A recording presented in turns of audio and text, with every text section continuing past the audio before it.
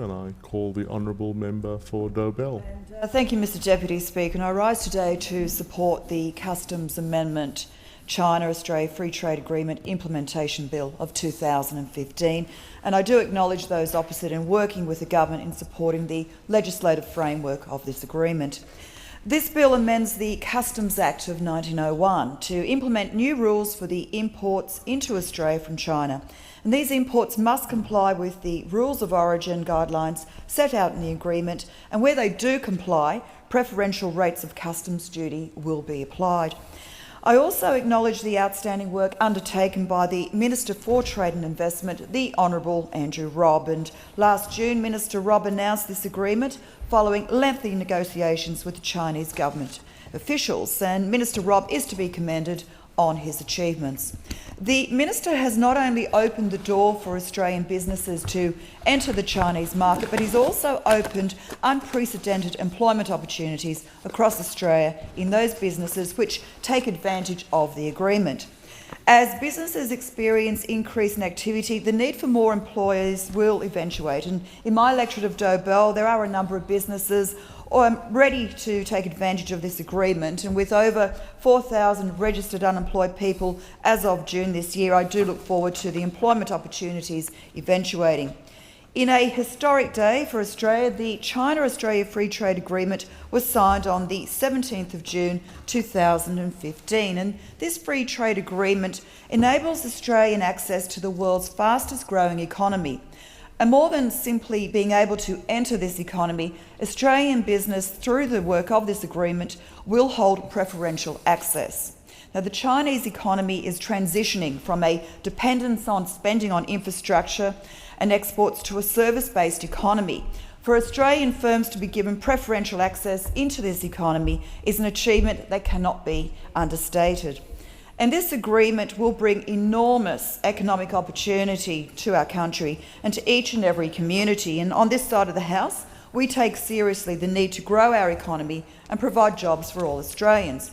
Now, as the member for Dobell, I'm familiar with union campaigns. And whilst Dobell residents are familiar with the HSU and the misappropriation of members' fees, it appears the ACTU didn't learn from this and embarked on a $30 million campaign funded by hard-working union members to spread lies and scaremongering. If the ACTU was genuinely concerned about job creation and opportunities for workers, Mr Deputy Speaker, wouldn't the $30 million be better spent on employment and job creation programs? And in regard to CHAFTA, the truth is this free trade agreement will create tens of thousands of jobs for Australians, add billions to our economy and improve our living standards. But sadly, none of this really matters to the unions, and Mr Deputy Speaker, none of this really matters to the member Charlton either. Now, this campaign has placed the entire China-Australia Free Trade Agreement at risk, and the ACTU, and in particular CFMEU, have deliberately embarked on deceptive behaviour for their own political benefit, and in doing so risking damaging Australia's relationship with our largest trading partner. And to emphasise this, the two-way trade between Australia and China is valued at $150 billion, and the economic benefits of this agreement do not appear to be the focus of the union's campaign. Rather, they purport false claims of weakening skilled migration conditions. And, Mr Deputy Speaker, the fact is no other legislative measure is required other than the Customs Amendment China Free Trade Agreement Implementation Bill of 2015. And, Mr Deputy Speaker, in discussion with those opposite, the confusion around the 457 visa program will be clarified, and the requirement for companies now seeking to sponsor skilled workers on 457 visas under work agreements needing to demonstrate their recent and genuine efforts to recruit local Australian workers first. And in continuing to ensure this agreement is in the best interests of Australia, those holding 457 visas who wish to work in certain sectors will need to obtain licences, registrations or memberships required under state, territory or Commonwealth law. Now, the dishonest scare campaign ran by the unions comes unstuck and has proven to be purely political when we examine the difference between this free trade agreement and previous agreements. The labour market testing regime, which was introduced by the previous Labor government, already exempts a number of categories. The Department of Immigration and Border Protection guidelines ensure labour market testing for those categories which are not exempt, and safeguards in the labour market testing outline that employers must demonstrate Australians have been afforded first priority for jobs.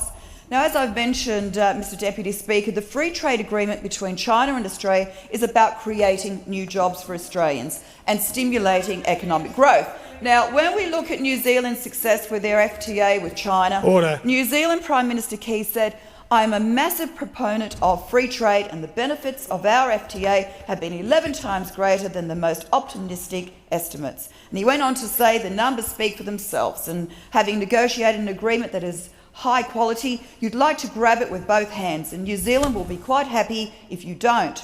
Now, international envy from New Zealand, which has enjoyed great economic success following its free trade agreement with China, is an excellent tick of approval to Minister Robb and a sign of the benefits to come.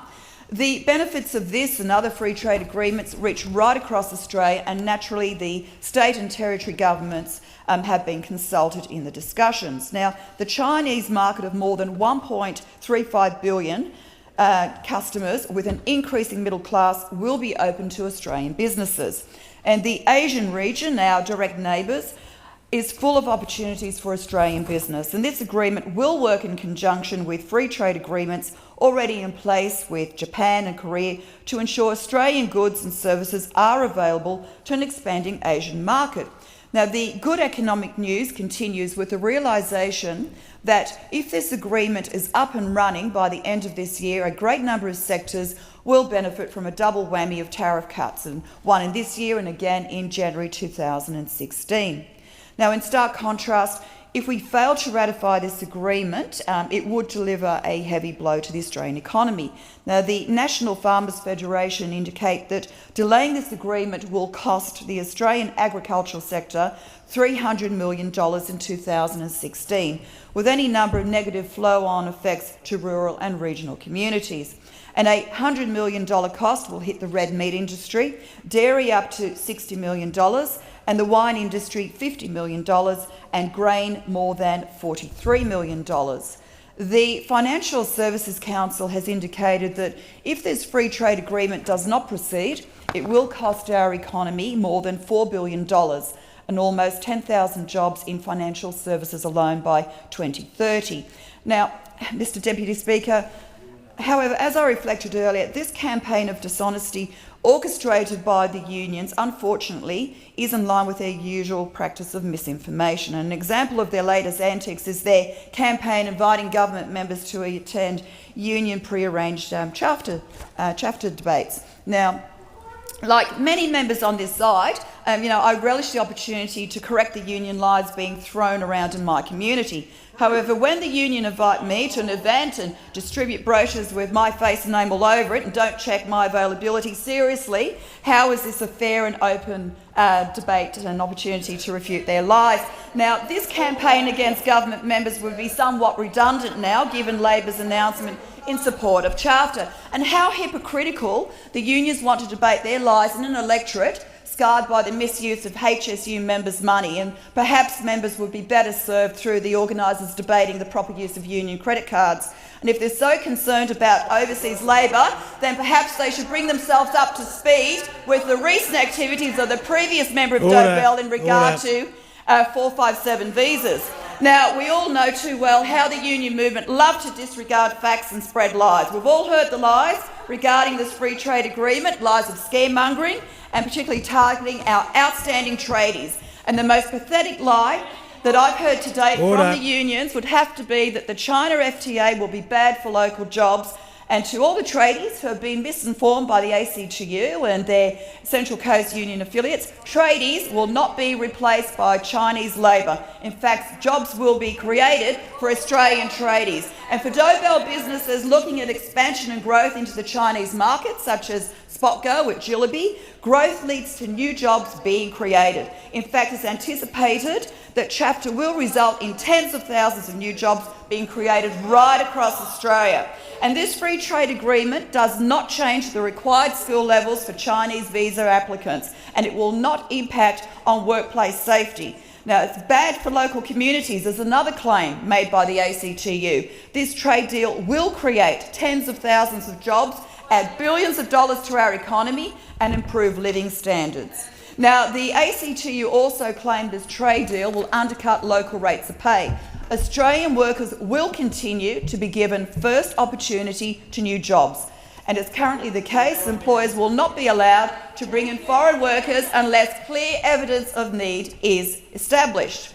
Now, the duplicitous campaign waged against this agreement is emphasised in the ACTU claim that this free trade agreement will exploit overseas workers. Now, there will be no change to the Migration Act, and this free trade agreement will not allow Australian employment laws or conditions to be undermined.